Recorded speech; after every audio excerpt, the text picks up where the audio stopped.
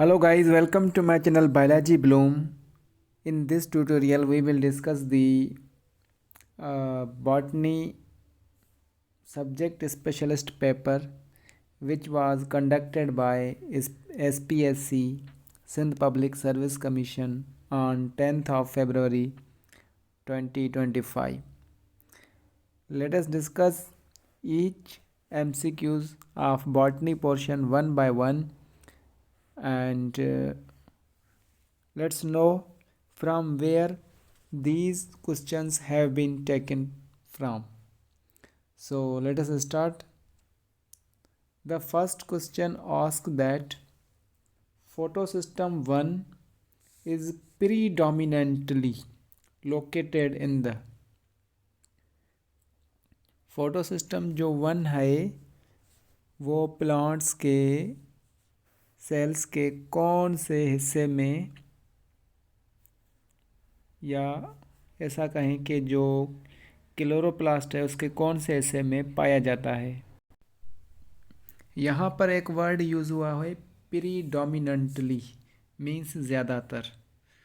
तो जो ज़्यादातर स्ट्रोमा लेमिली होती है वहाँ पर जो अनस्टैक्ड रीजन्स होते हैं वहाँ पर फोटोसिस्टम 1 मौजूद होता है। तो इसका जो सेकंड ऑप्शन है unstacked regions of the thylakoid membrane. हालांकि जो स्टैक्ड रीजन्स हैं वहाँ पर भी होता है मगर वहाँ पर लिटिल अमाउंट या कभी कभार नहीं भी होता। तो जो ज़्यादातर है वो unstacked regions of the thylakoid membrane में पाए जाते हैं।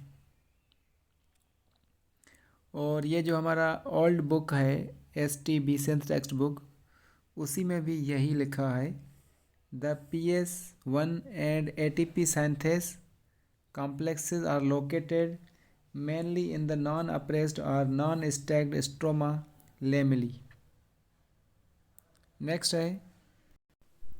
नेक्स्ट जो सवाल है इन प्लांट टिश्यू कल्चर में what does the term organogenesis mean. Organogenesis की माने क्या है। Organo means organ, genesis means production, organs की प्रोडक्शन। अब प्लांट के ऑर्गन्स क्या हैं, रूट, स्टेम, लीव्स वगैरह हैं। तो फर्स्ट ऑप्शन बता रहा है कि formation of callus culture. No, it is a wrong. यहाँ पर ऑर्गन्स की बात कर रहा है। जो कैलस है वो अनडिफरेंशिएटेड मास ऑफ सेल्स होता है। नेक्स्ट है formation of root and stem from callus culture. तो यही इसका करेक्ट आंसर होगा। दूसरा है जेनेसिस ऑफ प्लांट्स, ये नहीं है। ऑर्गन्स डेवलप होते हैं, पूरा प्लांट नहीं। अब ये ब्रेनली वेबसाइट से लिया गया है और थोड़ा इसको मॉडिफाई किया गया है इनके ऑप्शंस को। इन plant tissue culture what is the term organogenesis means. Plant tissue culture में ऑर्गेनोजेनेसिस टर्म की माने क्या है। अब यहाँ पर जो ऑप्शंस हैं वो थोड़े डिफरेंट हैं। फर्स्ट ऑप्शन है formation of root from callus culture, बिल्कुल सही है। Formation of shoot from callus culture, ये भी सही है। और थर्ड है जेनेसिस ऑफ ऑर्गन्स, ये भी करेक्ट है, मीन्स ऑर्गन का बनना। तो इसका राइट आंसर होगा ऑल ऑफ दिस। नेक्स्ट है ion carriers are located in the. Ion carriers जो हैं वो सेल में कौन सी जगह पर लोकेटेड होते हैं। सेल वॉल में, इंटरसेलुलर स्पेसेस में, सेल मेम्ब्रेन में या न्यूक्लियस में। तो आयन कैरियर्स जो हैं सेल मेम्ब्रेन में होते हैं। ऑप्शन सी इसका करेक्ट होगा। न्यूक्लियर मेम्ब्रेन में भी नहीं होते, सेल वॉल में भी नहीं होते। तो ये देखें वेदांतु वेबसाइट से लिया गया है। As it is where are ion carriers located, nucleus, cell membrane, cellular space या प्लाज्मा मेम्ब्रेन। तो ऑप्शन इसका डी है, प्लाज्मा मेम्ब्रेन। नेक्स्ट है which of the following bacterium is involved in denitrification. Denitrification में कौन सा बैक्टीरियम चार में से एक है जो डीनाइट्रिफिकेशन में हेल्प करता है, मतलब नाइट्रेट जो बना हुआ है उसको वापस नाइट्रोजन में, फ्री नाइट्रोजन में या एटमॉस्फेरिक नाइट्रोजन में कन्वर्ट करता है। तो इसका ऑप्शन सी है स्यूडोमोनास। कुछ एग्जांपल्स दिए गए हैं यहाँ पर, मैंने दिए हैं डीनाइट्रीफाइंग बैक्टीरिया के, स्यूडोमोनास के साथ साथ सिरेशिया, माइक्रोकोकस एंड एक्रोमोबैक्टर, ये सारे डीनाइट्रीफाइंग बैक्टीरिया हैं। नेक्स्ट देखें, ये डीनाइट्रीफाइंग बैक्टीरिया वाला सवाल जो है टॉपर और वेदांतु में कुछ इस तरह से पहले से मौजूद है, जो कि नीट के पास्ट पेपर्स हैं कि which of the following is a bacterium involved in denitrifying या denitrification same as it is, जैसे हमारी एसपीएससी ने दिया है। ये देखें like this, which of the following bacterium is involved in denitrification. तो इसमें है स्यूडोमोनास। अब जो वेदांतु वेबसाइट है उसमें भी है which of the following bacterium causes denitrification, so option D इसका स्यूडोमोनास। मतलब तो ये इन वेबसाइट से सवालात लिए जाते हैं हमारे एसपीएससी के टेस्ट में। पहले भी मैं डिस्कस कर चुका हूँ, जो हमारे पास्ट पेपर हैं वो भी इन्हीं में से लिए गए हैं। जो नीट के पास्ट पेपर होते हैं उनमें से ये सवाल उठाते हैं। As it is, dash is a pigment that is part of the biological clock system that helps control of flowering। एक पिगमेंट है जो बायोलॉजिकल क्लॉक सिस्टम का पार्ट है और फ्लावरिंग को कंट्रोल करता है, तो उसका नाम है, वो हैं phytochromes. And these are the plant pigments जो कि फ्लावरिंग प्लांट्स में पाए जाते हैं, और ये डिटेक्ट करते हैं presence and absence of light को। तो जो फाइटोक्रोम है वो इसी एक्टिविटी में इन्वॉल्व होता है। तो ये सवाल टेस्ट पॉइंट से लिया गया है। Which is a pigment that is a part of biological clock system that helps control of flowering, so phytochrome. तो बहुत सारे सवालात जो हैं टेस्ट पॉइंट से लिए गए हैं इसी टेस्ट में। व्हाट इज़ एन अलील, एक अलील क्या है? So allele, it is a gene variant at specific locus. First option is the correct one, बाकी सारे इनकरेक्ट हैं। A type of chromosome, no. Genes are present, और allele is alternate form of gene. And second है a trait that is expressed, that is also incorrect. A mutation in DNA, that is also incorrect. Next है which of the following techniques are used for gene editing in plants? Somatic hybridization, CRISPR-Cas9, micropropagation, electroporation। तो इसमें जो option 2 है CRISPR-Cas9 जो है ये technique है जिसमें जीन्स जो हैं एडिट होते हैं। ये जो टेक्नोलॉजी है ये यूज़ होती है टू मॉडिफाई और correct the DNA and has many potential applications. इसकी जो हैं बहुत सारे पोटेंशियल एप्लीकेशंस हैं मेडिसिन में, एग्रीकल्चर में। विच of the following is best suited method for production of virus free plants? Virus free plants पैदा करने के लिए कौन सा बेस्ट सूटेड मेथड है? तो ऑप्शंस में है embryo culture, meristem culture, ovule culture and anther culture. तो इसका जो राइट ऑप्शन है वो है मेरिस्टेम कल्चर, जो कि वायरस फ्री प्लांट्स प्रोड्यूस कर सकता है, क्योंकि इसमें वेस्कुलर सिस्टम वगैरह नहीं होता जहाँ पर वायरसेस जाके सेटल हो सकते हैं। So meristem culture will be the correct answer. ये सवाल टॉपर से लिया गया है। In order to obtain virus free plants through tissue culture the best method is the meristem culture. Next सवाल है which of the following is necessary for biological nitrogen fixation? कौन सा एलिमेंट नेसेसरी है biological control, biological nitrogen fixation के लिए?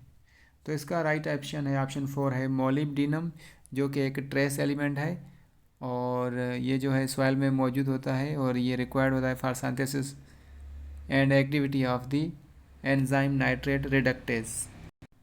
और enzyme nitrate reductase जो है हेल्प करता है नाइट्रोजन फिक्सेशन में। ये सवाल टॉपर से लिया गया है। Which of the following elements play important role in biological control, biological nitrogen fixation. Option इसका ए है molybdenum. Which is the first plant response against stress. Stress के अगेंस्ट प्लांट का सबसे पहला जो रेस्पॉन्स है वो होता है स्टोमेटल क्लोजर। अपने स्टोमेटा बंद कर देते हैं जैसे भी स्ट्रेस होता है, जैसे वाटर शॉर्टेज हो गया या अपना टेम्परेचर हाई हो गया तो सबसे पहले, या टेम्परेचर लो हो गया तो सबसे पहले वो अपने स्टोमेटा को क्लोज करते हैं। उसके बाद विल्टिंग हो सकता है, then chlorosis and necrosis. Synchronization, it is a reproductive behavior of plants with their environment is done by. Synchronization is done by. Synchronization दो तरह के प्रोसेसेस करते हैं, फोटोपेरियाडिज्म एंड वर्नलाइजेशन। बेसिकली प्लांट्स क्या करते हैं, दे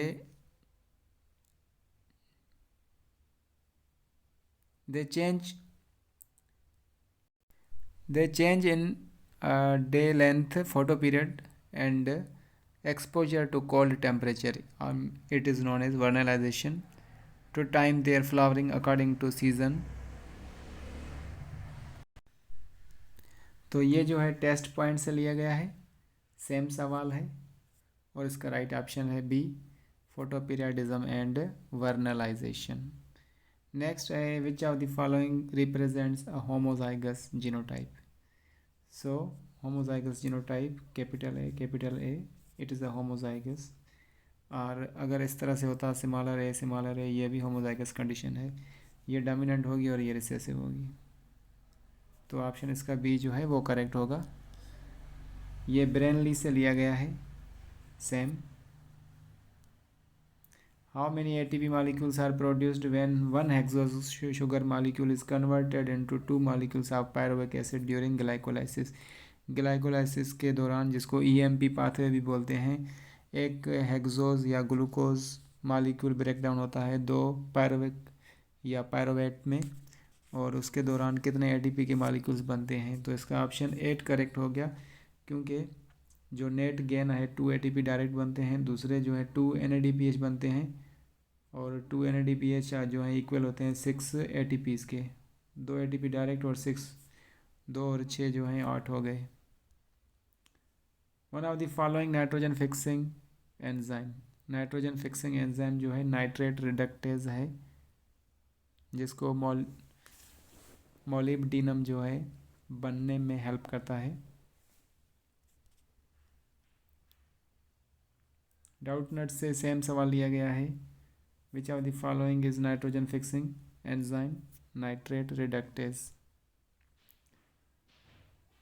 what is the unit of noise pollution. Noise pollution का unit जो है वो है डेसिबल। एक डेसिबल स्केल होता है जिसमें पता चलता है कि साउंड वेव्स जो हैं वो कितनी इंटेंसिटी के हैं, और हमारा ईयर जो है वो 70 to 120 और 100 डेसिबल बर्दाश्त कर सकता है। ये डाउट नट से लिया गया है। यूनिट ऑफ नॉइज़ पोल्यूशन और level is known as decibel. Photorespiration is the phenomena that occurs in the cycle. Photorespiration जो है एक फिनोमिना है, वो ग्लाइकोलेट साइकिल में होती है, जिसको C2 साइकिल भी कहा जाता है। Plants use which substance as cheap osmoticum. Osmotic balance बरकरार रखने के लिए प्लांट्स जो हैं प्रोलीन को यूज़ करते हैं, जो कि एक अमीनो एसिड है और ऑस्मोटिक बैलेंस में मेंटेन करने में हेल्प करता है ड्यूरिंग वाटर स्केरसिटी। ये जो है टेस्ट पॉइंट से लिया गया है। Plant which use which substances as cheap osmoticum, so it is a proline. Which of the following pairs is not correctly matched. Following pairs जो हैं करेक्टली मैच्ड नहीं है। इंडोल एसिटिक एसिड, ये cell wall elongation में help करता है, ये correctly matched है। अब्सिस्क एसिड जो है स्टोमेटल क्लोजर में हेल्प करता है, ये भी करेक्टली मैच्ड है। साइटोकाइनिन सेल डिवीजन में हेल्प करता है, ये भी करेक्टली मैच्ड है। जो जिब्रेलिन है वो लीफ फॉल करता है, ये इनकरेक्टली मैच्ड है। तो ऑप्शन सी जो है हमारा वो करेक्ट होगा। बेसिकली जिब्रेलिन का जो काम है वो प्रमोट करता है ग्रोथ को, जैसे कि स्टेम एलांगेशन हो गई, जर्मिनेशन हो गई, फ्लावरिंग हो गई और फ्रूट राइपनिंग हो गई। ये सारे काम जो हैं जिब्रेलिन के हैं। ये सवाल दिया गया है टॉपर से, which are the following pairs is not correctly matched. So option A जो है वो करेक्ट है। Which method is not commonly used in genetic transformation and plants. Natural selection. Natural selection जो है एवोल्यूशन का मेथड है जो डार्विन ने दिया है। बाकी सारे करेक्ट हैं, जेनेटिक ट्रांसफॉर्मेशन में यूज़ होते हैं। Which are the following is a technique used for cloning plants. Plants की क्लोनिंग के लिए कौन सी टेक्निक यूज़ की जाती है? तो वो है टिश्यू कल्चर। दूसरी टेक्निक्स हैं जैसे ग्राफ्टिंग, लेयरिंग भी हो गई। तो जो टिश्यू कल्चर है वो प्लांट्स की क्लोनिंग के लिए यूज़ होता है। In root nodules of legumes leg haemoglobin is important because. Root nodules में, लेग्यूम प्लांट्स की रूट नोड्यूल्स में लेग हेमोग्लोबिन प्रोटीन होता है जो इम्पॉर्टेंट होता है और एक्ट करता है as a oxygen scavenger. Scavenger means सफाया करने वाला। जैसे बैक्टीरिया, फंजाई और वल्चर्स या हाइना वगैरह होते हैं, ये इन्वायरमेंट के स्केवेंजर्स होते हैं। जो भी डेड बॉडीज़ होती हैं उनको खाकर इन्वायरमेंट को प्यूरिफाई करते हैं। तो जो लेग हेमोग्लोबिन है वो रूट के इन्वायरमेंट में ऑक्सीजन को मेंटेन करता है, ऑक्सीजन के बैलेंस को बरकरार रखता है। इसीलिए ये जो है एज अ ऑक्सीजन स्केवेंजर काम करता है। ये सवाल टॉपर से लिया गया है, सेम एज इट इज़। ठीक है, तो इसका ऑप्शन डी जो है करेक्ट होगा। The portion of the pigmented protein which is responsible for the absorption of light. Pigmented protein जो है उसका पोर्शन जो कि लाइट की एब्जॉर्प्शन को हेल्प करता है उसको बोलते हैं क्रोमोफोर। ये टेस्ट पॉइंट से लिया गया है, same as it is. The portion of the pigmented protein which is responsible for the absorption of light, chromophore. After the onset of salinity, जैसे ही सेलेनिटी आती है, प्लांट फेसेस इनिशियली। प्लांट सबसे पहले किस चीज़ को फेस करता है? ऑस्मोटिक स्ट्रेस को, वाटर एंड सॉल्ट के बैलेंस को बरकरार रखने में उसको दुश्वारी होती है। Phototropic curvature is the result of uneven distribution of. Phototropic जो कर्वेचर है वो अनइवन डिस्ट्रीब्यूशन ऑफ ऑक्सीजन की वजह से होती है। ये टॉपर से लिया गया है एज इट इज़। ऑक्सीजन इसका करेक्ट आंसर है। Which are the following elements in plants is not remobilized. Plants में कैल्शियम जो है रिमोबिलाइज्ड नहीं होता, एक ही जगह पे, या स्ट्रक्चरल कंपोनेंट है सेल वाल का वहाँ पर ही मौजूद होता है। वहाँ से ओल्डर रीजन से न्यूअर और ग्रोइंग रीजन्स तक ट्रेवल नहीं करता या मोबिलाइज नहीं होता। बाकी सारे पोटेशियम, मैग्नीशियम एंड फास्फोरस होते हैं। ये टॉपर से लिया गया है as it is. An amorphous mass loosely arranged thin walled parenchyma cells developing from explant is called.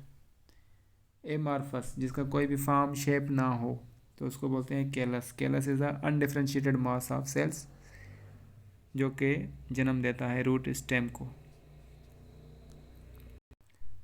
अब ये सवाल टेस्ट पॉइंट से लिया गया है एज इट इज़, आप देख सकते हैं। An amorphous mass of loosely arranged thin walled parenchyma cell develop from a group of genetically similar organisms obtained from asexual reproduction is called। अब यहाँ पर एक मिस्टेक है, यहाँ पर इसको इनका ऑप्शन होना चाहिए था क्लोनिंग। ऑप्शन ए इसका राइट होगा, और मगर यहाँ पर क्लोन लिखा हुआ है। क्लोन बेसिकली सिंगल इंडिविजुअल या सिंगल सेल या सिंगल ऑर्गेनिज्म को बोलेंगे। यहाँ पर अगर क्लोनिंग ऑप्शन होता तो वो करेक्ट होता। अब भी इन्होंने की में क्लोन ही बताया है। ठीक है, ए ग्रुप ऑफ जेनेटिकली, ग्रुप है, ग्रुप ऑफ जेनेटिकली सिमिलर मतलब तो क्लोन एक बनता है, क्लोनिंग जो है वो ग्रुप है। आगे चलते हैं, देखते हैं इसको।